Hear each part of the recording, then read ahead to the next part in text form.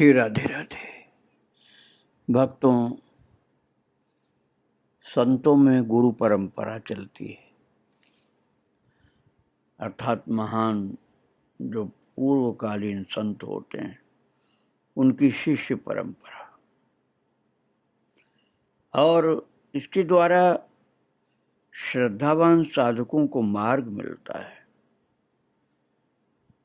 दीक्षा के माध्यम से, उपदेश के माध्यम से ज्ञान प्राप्त होता है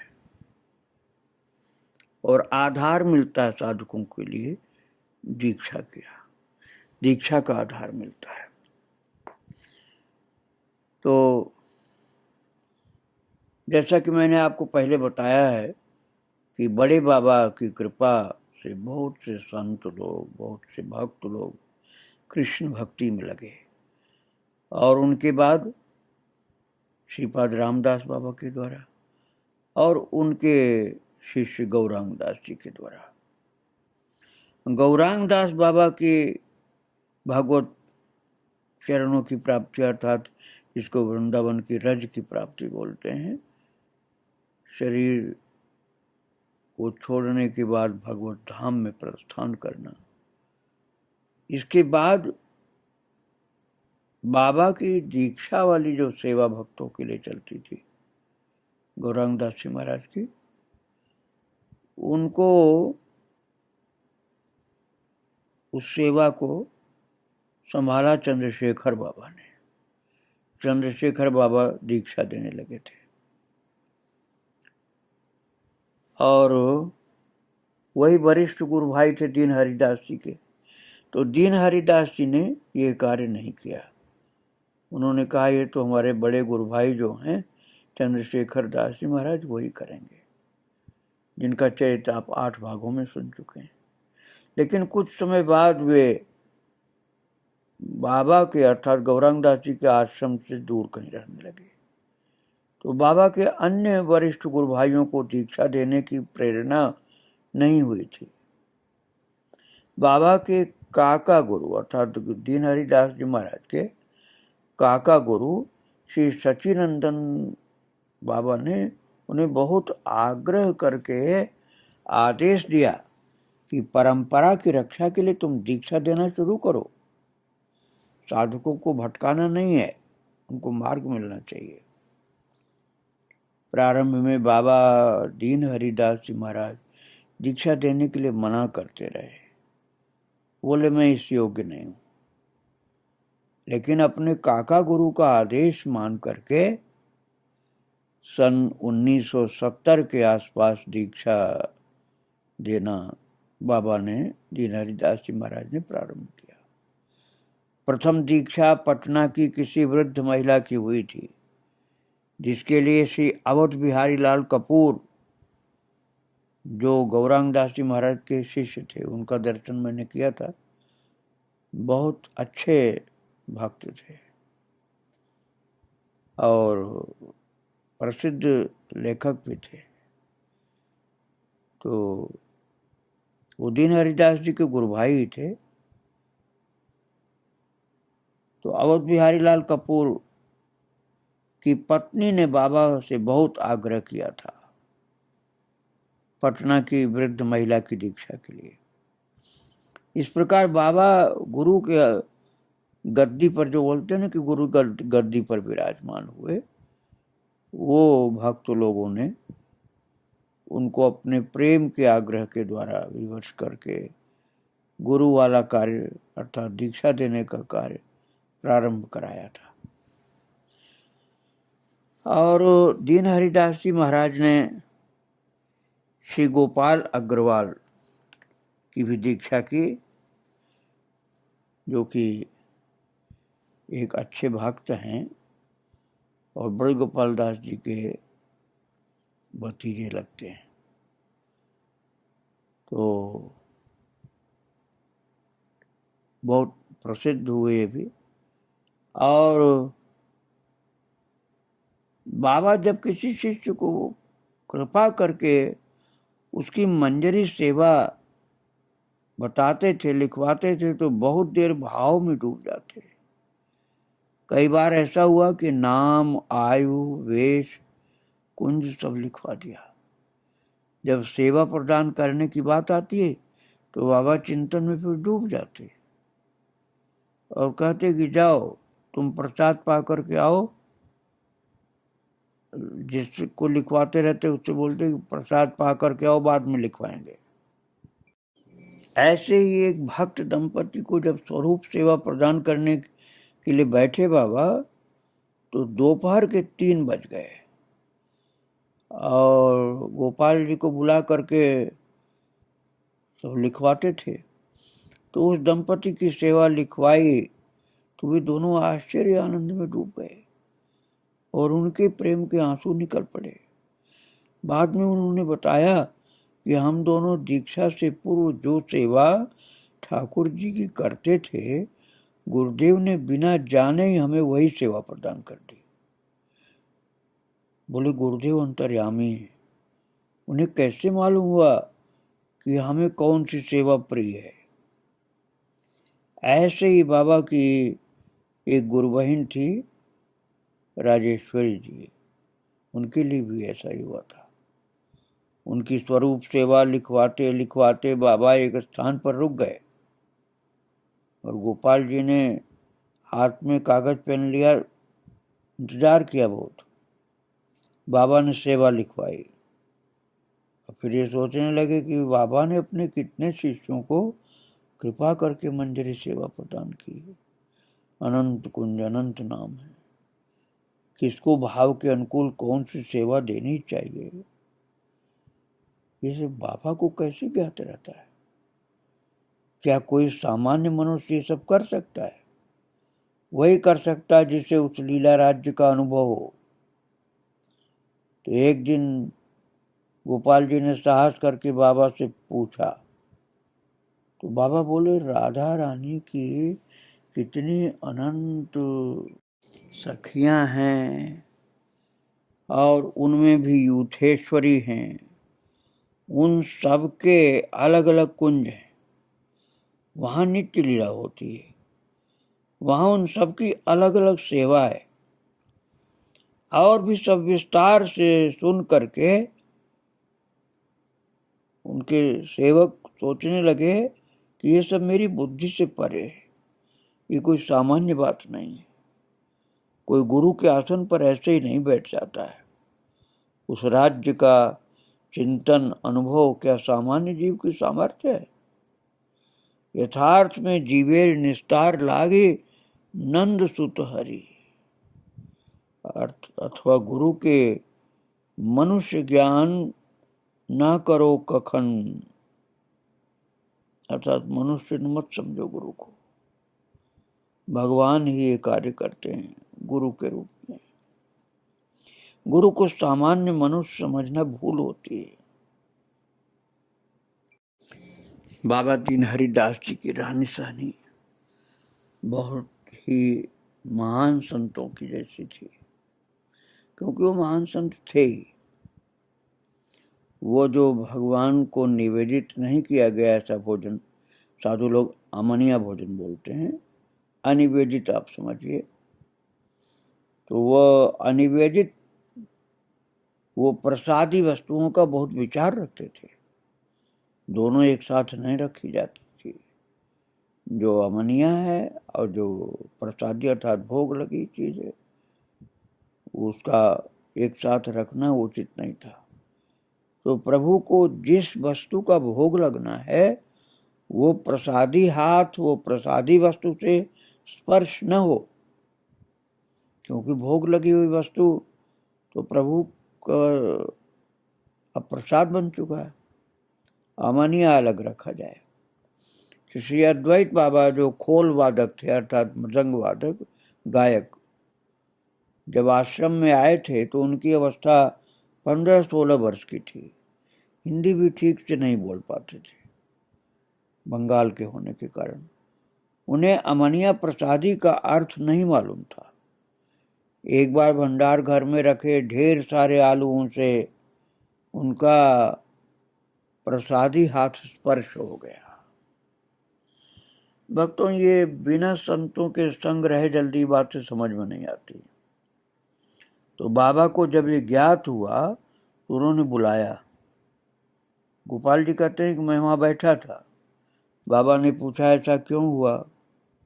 कितने आलू थे जिनमें हाथ लग गया, और उन आलूओं से सटे कितने आलू थे?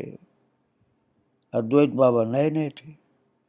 उनको शिक्षा देने के लिए बाबा ने उन्हें समझाया कि जितने आलूओं का स्पर्श हुआ है उन सबको गायों को खिला दो, और उस स्थान को पानी से पोंछकर अच्छी तरह साफ कर दो। बाबा कभी क्रोध नहीं करते थे। ये सब बताया लेकिन उनको डांटा नहीं, और उनका डांटना भी बड़ा प्रेम का ही होता था। गुस्सा के साथ किसी को फटकारते नहीं थे, प्रेम से ही डांटते थे। बोले, तुम्हारी जरा सी असावधानी से कितना नुकसान हो गया।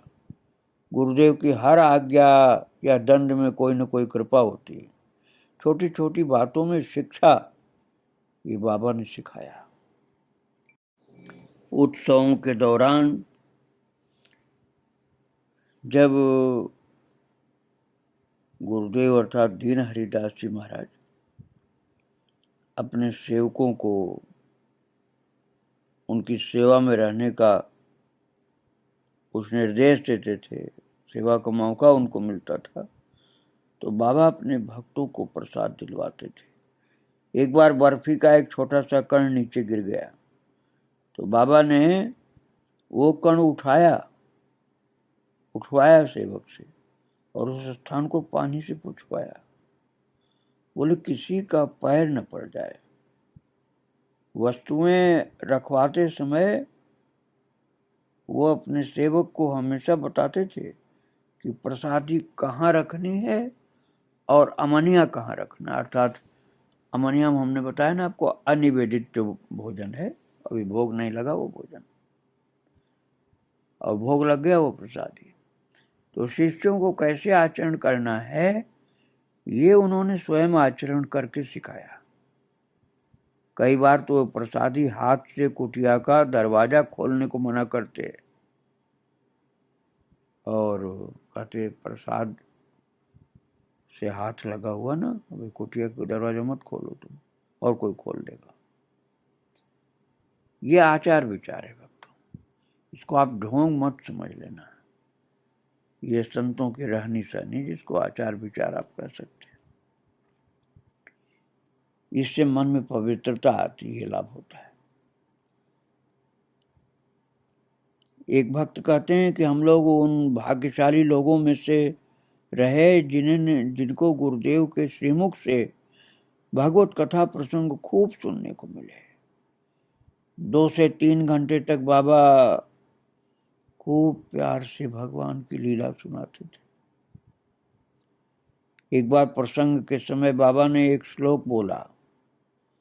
उस समय बाबा के मुख में बहुत कम दांत रह गए थे, इस कारण उस श्लोक को जल्दी से हर कोई पूरा समझ नहीं सकता था। पुराने लोग तो समझ रहते थे, नए लोगों को साफ नहीं समझ में आता था। तो अगली बार जब दर्शन के लिए गए वो भक्त, तो प्रसंग बस उन्होंने निवेदन किया कि बाबा वो श्लोक मुझे समझ में नहीं आया। बाबा उस श्लोक को याद करने के लिए मस्तिष्क पर जोर डालने लगे। तो उन्होंने कहा, बाबा ज्यादा जोर मत डालिए, मैं फिर कभी पूछ लूंगा। इतने में आरती का घंटा बज गया। बाबा गदाधर बाबा के कंधे पर हाथ रखकर लाठी लेकर के आरती दर्शन के लिए चल दिए। पुराना नाट्य मंदिर था। बाबा दंडवत आदि के बाद अपने श्री चरण नीचे करके बैठ जाते थे,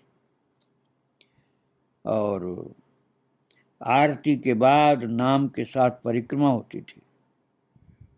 तो वो भक्त कहते हैं कि मैं जब आज्ञा लेने के लिए उन्हें दंडवत करने झुका तो मेरे कान के पास जोर से वो श्लोक बोला उन्होंने, और इधर खोल कर ताल बज रहे थे। बोले, ये ठीक है, कोई भ्रम मत रखना। तो गोपाल जी कहते हैं मैं उनकी इस कृपा को सोचकर अभिभूत होने लगा कि एक श्लोक ठीक प्रकार से बताने के लिए बाबा को कितनी देर मन में चिंतन करना पड़ा होगा। और जब वो श्लोक उनको पूरी तरह स्मरण हो गया तो उन्होंने फिर बताया था।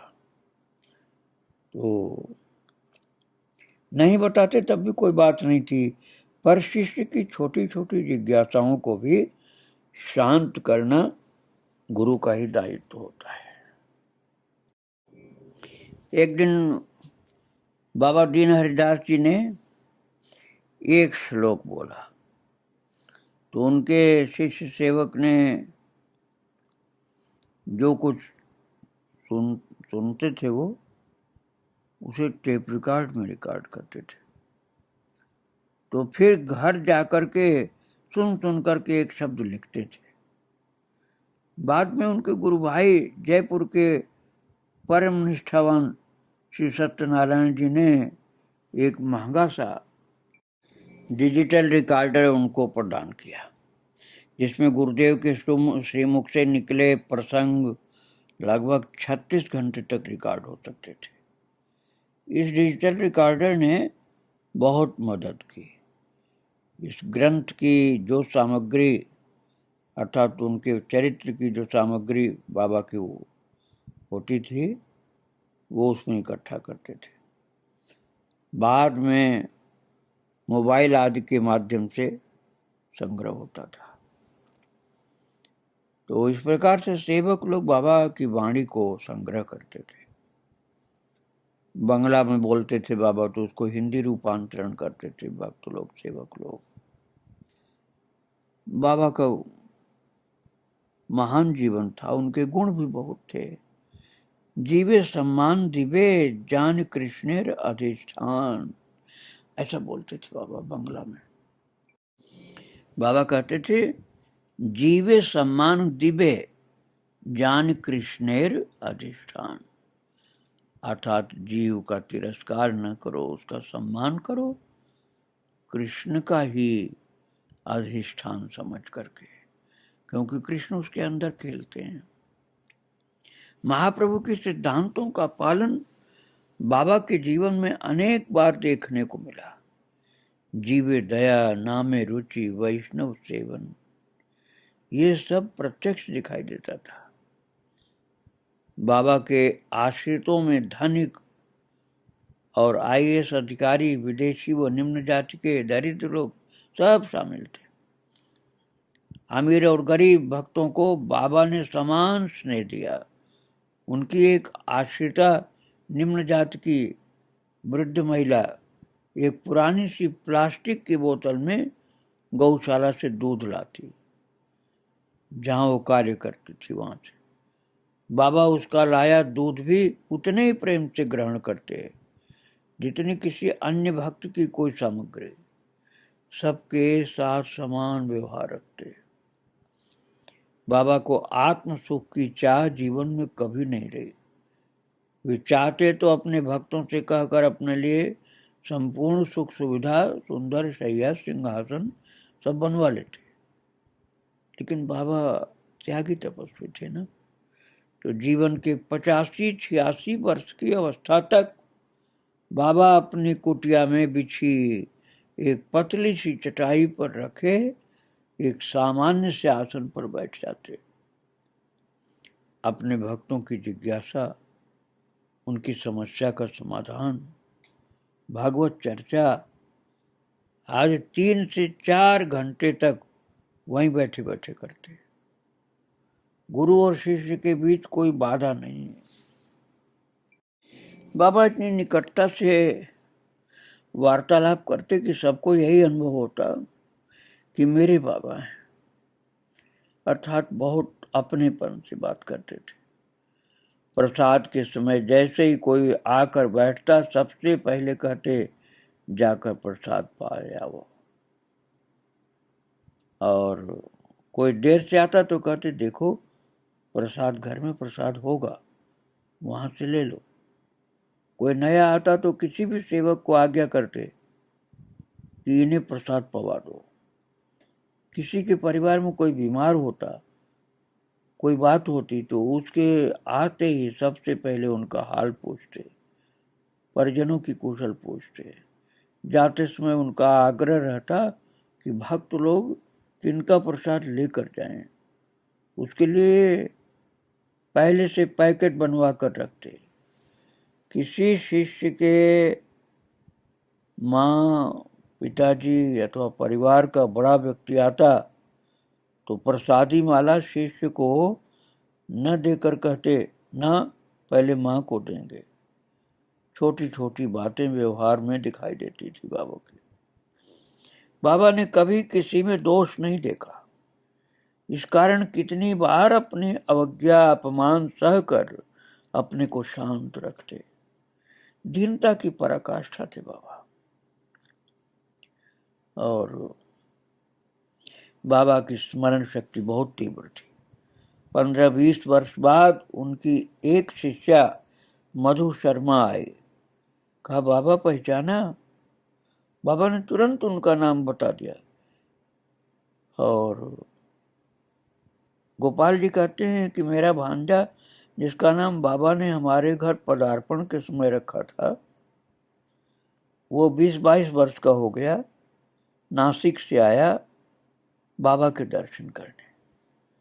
तो गोपाल जी ने कहा, बाबा नासिक वाली बहन संतोष का लड़का है। बाबा तुरंत बोले, निताय। 20 वर्ष बाद भी उनकी स्मरण शक्ति विलक्षण थी। और कोई बात बताने या वस्तु देने के लिए पहले से तैयारी करके बैठते थे। और भक्तों, बाबा का जीवन जीवों के कल्याण से, प्रभु की भक्ति से जुड़ा हुआ था। बाबा के अंतरंग सेवक गदाधर दास का स्वास्थ्य ठीक नहीं था। बाबा ने अद्वैत दास को पेठा साफ करके डिब्बे में रखने को कहा। और बाद में चलते समय भक्तों को प्रसाद स्वरूप दे दिया जाता था। तो दिल्ली के एक भक्त बाहर गेट तक जा चुके थे। बाबा ने कहा कि दौड़ कर उन्हें पेठा का प्रसाद दे आओ। तो पेठे की थैली उठाई सेवक ने और देखा कि उनमें 1-2 चींटे थे। तो बाबा से कहा, बाबा बोले, तुरंत बाहर निकालो इनको, क्योंकि ब्रज का जीव है। अरे ब्रज का जीव ब्रज में रहे तो अच्छा है, और बाहर जाकर शरीर छोड़े तो ठीक ना है। ब्रज के बाहर नहीं शरीर छोड़ना चाहिए इसको। तो जो ये प्रसाद लेके जाएगा ये तो बहुत दूर चला जाएगा, तो चींटा के लिए फिर ब्रज में आना मुश्किल पड़ जाएगा। अब एक छोटे से जीव के लिए उनके मन में इतनी दया करुणा, तो महाराज कहाँ वो भक्तों के लिए लापरवाही करने वाले। वो सभी भक्तों के हित का ध्यान रखते थे जो उनसे जुड़े हुए थे। और सन 2002 को बाबा के लिए पकौड़े चटनी बना करके एक हॉट केस में रख करके एक भक्त ले आए। भक्तों, उनकी संप्रदाय में बैगन भी खाया जाता है, भोग लगता है बैगन के पकौड़े आदि। लेकिन वैष्णव संप्रदाय में, बहुत से संप्रदायों में बैगन का भोग नहीं लगता। जैसे रामानंद संप्रदाय में बैगन का भोग नहीं लगता। तो बाबा के लिए जब ये सब रखा गया, बैगन के पकौड़े, आलू, चटनी, तो बाबा जब नियम करके 11 बजे के करीब उठे तो कृपा पूर्वक सब ग्रहण किया। और गोपाल जी कहते हैं कि हम लोगों को ये समझ नहीं थी कि हॉट केस में नीचे अच्छा पेपर, नैपकिन अथवा फॉयल पेपर लगाना चाहिए। संभवतः उसमें अखबार के टुकड़े लगे हुए थे। बाबा ने पकौड़े उसी कागज पर रखकर चटनी के साथ वहीं बैठ करके खा लिया जहां वे अपने हाथ धोते थे। और सेवक ने प्रार्थना किया कि बाबा आप थाली में रख कर पाइए, इसमें और कटोरे उसमें रख के पा लीजिए। बाबा बोले, बाबा नहीं ठीक है, कोई असुविधा नहीं। ऐसी कितनी सरलता सादगी की घटनाएं उनके जीवन में होती थी। बहुत साधारण अपने को मानते थे। तो दिल्ली के किन्हीं भक्त का बच्चा जिद करता था कि उसे टोपी वाले बाबा के पास ले चलो। भीषण गर्मी में बाबा बच्चे की प्रसन्नता के लिए सिर पर गर्म टोपी पहने बहुत देर तक बैठे रहे, क्योंकि कभी जाड़े में आया था बच्चा वो, तो जाड़े में बाबा को टोपी पहने देखा, तो टोपी वाला बाबा कहता था टोपी वाले बाबा के पास ले। तो बच्चे के मन को रखने के लिए गर्मी में भी बाबा बहुत देर तक टोपी पहने रहे। उनको जरूरत नहीं थी, लेकिन बच्चे का मन रखने के लिए ये वात्सल्य था उनका। प्रत्येक की प्रसन्नता में प्रसन्न होना और आने वाले प्रत्येक भक्त को प्रसन्न मुख से देखना बाबा के अनंत गुणों में से ये भी एक गुण था। और भक्त लोग प्रसन्न होकर के बाबा की आज्ञा अनुसार कीर्तन में लगते थे, भक्त चरित सुनते थे। इसमें बाबा को संतुष्टि होती थी कि ये प्रभु की भक्ति में लग जाएंगे। अब इस प्रकार से भक्ति में सब सेवकों को लगा करके बाबा आनंदित होते थे। इनके चरित्रों को आगे फिर आप श्रवण करेंगे। आज बाबा को प्रणाम करके और सब संतों भक्तों को प्रणाम करके यहीं विराम दे रहा हूँ। श्री राधे राधे, जय जय श्री राधे श्याम, जय जय सीताराम।